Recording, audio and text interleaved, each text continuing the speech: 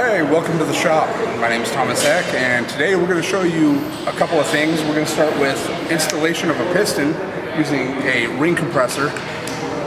What the ring compressor does is you put it around the piston and it compresses the rings because the rings have a gap. So it pulls the rings together and lets you tap that piston in. Now you have to be careful because usually on these ring compressors this edge is sharp and it likes to bite. So we're going to go ahead and start with the outer ring, and each of these pistons are stamped with their location so we know which piston to insert we're going to put it in at. So here we go. Now we're going to go ahead and put the compressor up, and you want the compressor seated around the edge evenly, because as you tap it in, if it's not seated evenly, a ring may pop out and it'll catch, and you'll either break a ring or you basically it won't allow the piston to go in, one of the two. That's right. I like to use the hammer to tap it in as smoothly as I can to let it go up nice and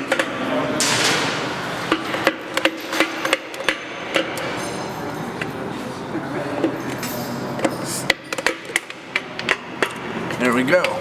Nice and smooth, right on inside. So now we can seat the piston right up to the journal.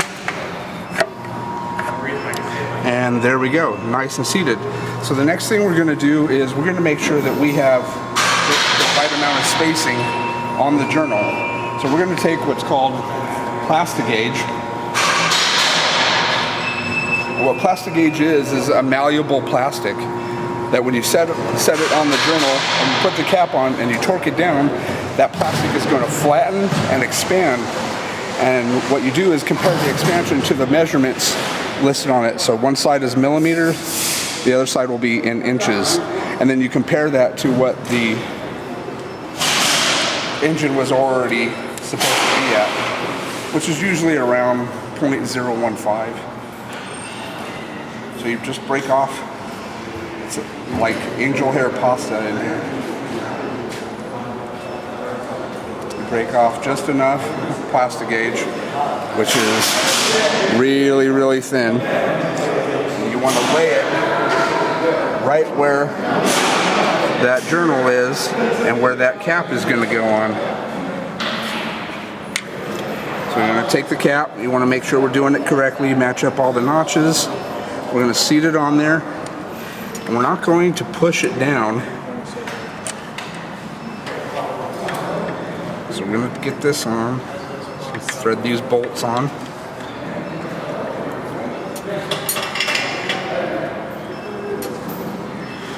And then I'm going to torque this down at 30 pounds. All right, so we're going to go ahead and torque this down.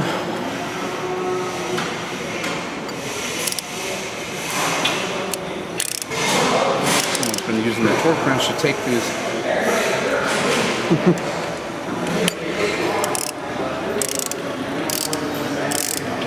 Now we're only doing this to 30 pounds because this is a school engine, and we don't want to over torque these because people will be taking these off and putting these back on time and time again. So here we go, listen for 30 pounds.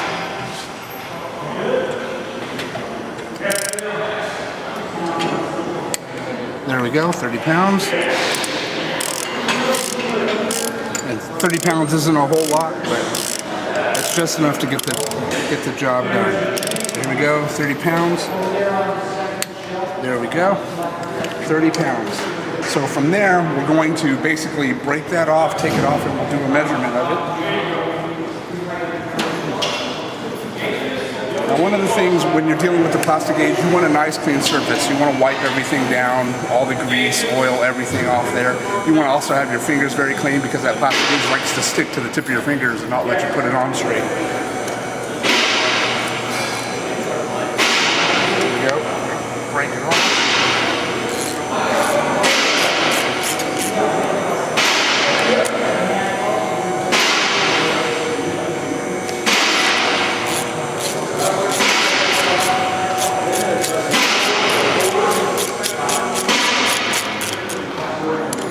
Now I could be cheating and use the electric ratchet or impact ratchet to take it off, but some people like to complain about taking bolts off that way. So here we go, we're going to remove that.